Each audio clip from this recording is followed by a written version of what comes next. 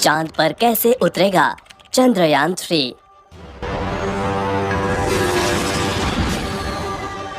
चांद पर क्या काम करेगा चंद्रयान-3।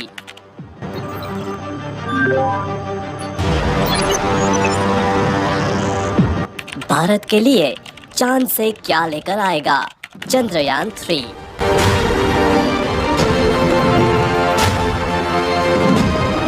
14 जुलाई 2023 दोपहर 2:35 पर भारत के लिए वह पल आया जब भारत का बाहुबली रॉकेट LBM-3M4 आसमान में बादलों को चीरते हुए चंद्रयान-3 को लेकर चांद की तरफ चला।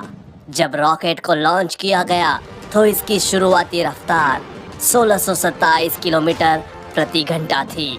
आज हम इस वीडियो में आपको बताएंगे कि पृथ्वी से चांद की सतह तक पहुंचने में चंद्रयान-3 को किन प्रक्रियाओं से गुजरते हुए चांद तक पहुंचेगा। आइए जानते हैं विस्तार से। करेक्ट 2:35 पर रॉकेट LBM-3M4 का इंजन स्टार्ट हुआ और चंद्रयान-3 को हमारा रॉकेट बादलों को चीरते हुए चंद्रयान-3 को लेकर चांद की तरफ चला। और जैसे ही चंद्रयान-3 को लेकर रॉकेट बढ़ रहा था, हर एक भारतीय का सीना गर्व से चौड़ा हो गया। चंद्रयान-3 के साथ ही हमारी चांद की अगली यात्रा शुरू हुई। सबसे पहले दोनों बूस्टर रॉकेट स्टार्ट हुए। रॉकेट लॉन्च के 108 सेकंड बाद 45 किलोमीटर की ऊंचाई पर इसका लिक्विड इंजन स्टार्ट होने के बाद रॉकेट की रफ्तार 6437 किलोमीटर प्रति घंटा हो गई। बाहुबली रॉकेट LBM-3M4 चंद्रयान-3 को लेकर चांद की तरफ बढ़ा। रोंगटे खड़े कर देने वाला वो पल, बादलों को चीरते हुए अपनी तेज रफ्तार से आगे बढ़ते हुए LBM-3M4 अपनी चंद्रमा की यात्रा प्रारंभ कर चुका था। 130 सेकंड यानी आसमान में 62 किलोमीटर की ऊंचाई पर पहुंचने पर दोनों बूस्टर रॉकेट से अलग हो गए और रॉकेट का मेन इंजन स्टार्ट हो गया। बता दें कि रॉकेट को अलग करने का कार्य मशीनों के माध्यम से किया जाता है। दोनों बूस्टर रॉकेट से अलग होने के बाद रॉकेट की रफ्तार 7000 किलोमीटर प्रति घंटा पहुंच गई थी। दोनों अलग हुए बूस्टर रॉकेट को इसरो के वैज्ञानिकों ने सॉफ्टवेयर की मदद से समुद्र में गिरा दिया और रॉकेट का मेन इंजन चंद्रयान-3 को लेकर आगे बढ़ता रहा। 196 सेकंड पर रॉकेट से दोनों हीट शील्ड अलग हो गई, यानी यान के अगले हिस्से से दोनों शील्ड अलग हो गई। इन शील्ड को इसलिए अलग किया गया है क्योंकि यान 114.8 किलोमीटर की ऊंचाई प्राप्त कर चुका था। 307 सेकंड पर रॉकेट से लिक्विड इंजन अलग हुआ। रॉकेट से लिक्विड इंजन अलग होने के बाद क्रायोजेनिक इंजन स्टार्ट हुआ और चंद्रयान-3 को लेकर पृथ्वी की कक्षा की तरफ तेजी से बढ़ा। क्रायोजेनिक इंजन स्टार्ट होने के बाद रॉकेट की रफ्तार 36,968 किलोमीटर प्रति घंटे हो गई थी और कुछ दूर जाकर क्रायोजेनिक इंजन भी बंद होकर चंद्रयान से अलग हो गया और भारत का चंद्रयान-3 लॉन्चिंग के 16 मिनट बाद पृथ्वी की कक्षा में स्थापित हो गया और धीरे धीरे अपना ऑर्बिट बढ़ाकर अब चांद की कक्षा में प्रवेश करेगा। पृथ्वी की कक्षा में प्रवेश करने के बाद प्रोपल्शन मॉड्यूल की सहायता से इसरो इसको आगे उड़ाएगा। इसरो चंद्रयान-3 को पहले तो कुछ दिन पृथ्वी के चारों ओर घुमाएगा। हर चक्कर पहले से बड़ा होगा। ये सभी चक्कर अंडाकार होंगे। अब आपके मन में सवाल होगा कि यह सभी चक्कर अंडाकार क्यों होंगे? तो इसका जवाब है कि अगर इसरो चंद्रयान-3 को गोल चक्कर लगाएगा तो वह एक ही जगह घूमता रहेगा। इसलिए अंतरिक्ष में किसी चीज को दूर या पास भेजने के लिए अंडाकार चक्कर लगाया जाता है। हर चक्कर के पहले चक्कर से थोड़ी दूर पर होगा। इस प्रकार इसरो चंद्रयान 3 को धीरे धीरे पृथ्वी से दूर भेजेगा। ऐसे कुछ दिनों बाद चंद्रयान 3 चांद के पास चला जाएगा। चांद तक जाने में इसको 6 दिन का समय लगेगा।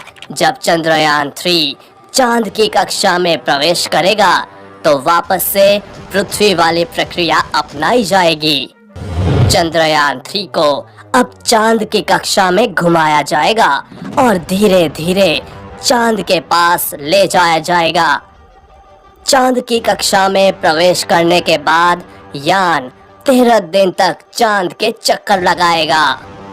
चंद्रयान 3 अपने साथ 3 अलग अलग हिस्से लेकर जा रहा है।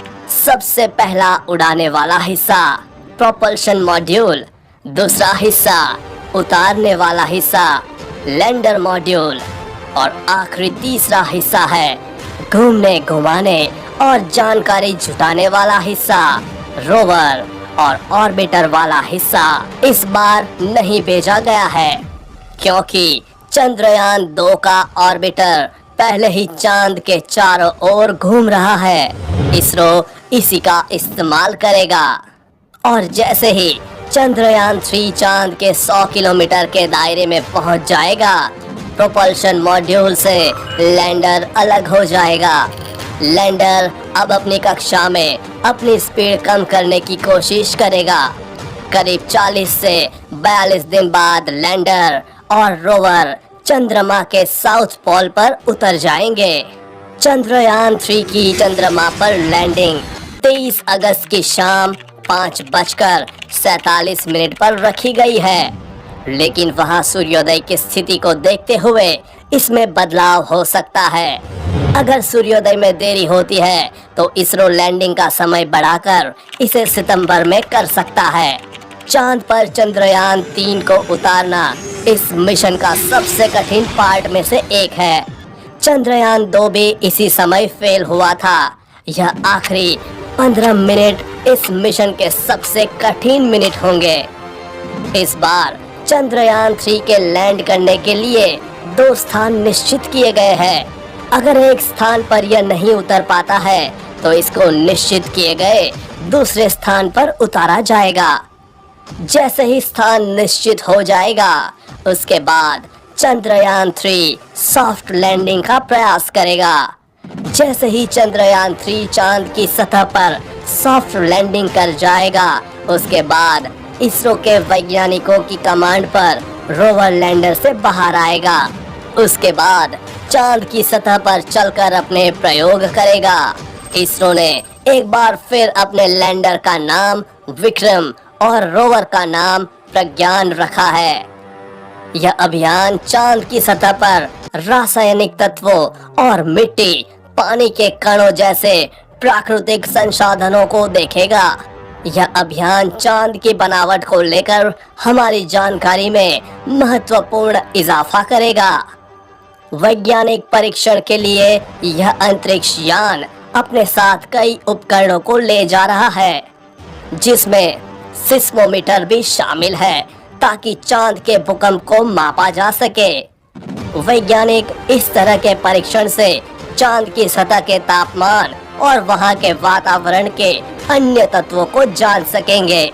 इस पर ऊर्जा के लिए सोलर पैनल लगे होंगे, जिसकी सहायता से रोवर को चांद की सतह पर ऊर्जा मिलेगी और यह वहां पर चल पाएगा। जानकारी के लिए बता दें कि इस मिशन को यानी कि रोवर और लैंडर को 14 अर्थ डेज के मिशन पीरियड के लिए ही इनिशियली डिजाइन किया गया है। हालांकि अगर सब कुछ सही रहा तो 14 दिन बाद इस मिशन को एक्सटेंशन मिल सकता है, लेकिन फिलहाल के लिए इसरो के पास 14 दिन का ही समय होगा। चंद्रयान 3 भारत के हर भारतीय के सपनों को पूरा करते हुए भारत का इसरो ऊंचाइयों को छू रहा है। यह महत्वपूर्ण उपलब्धि हमारे वैज्ञानिकों के अथक मेहनत का प्रमाण है। हम उनके उत्साह और प्रतिभा को सलाम करते हैं। ये इन्फॉर्मेशन आपको कैसी लगी? कमेंट में अपनी राय जरूर बताएं चंद्रयान 3 पर आगे भी अपडेट्स आती रहेगी। इसलिए अपडेटेड रहने के लिए चैनल को सब्सक्राइब करके बेल नोटिफिकेशन ऑन जरूर कर ले।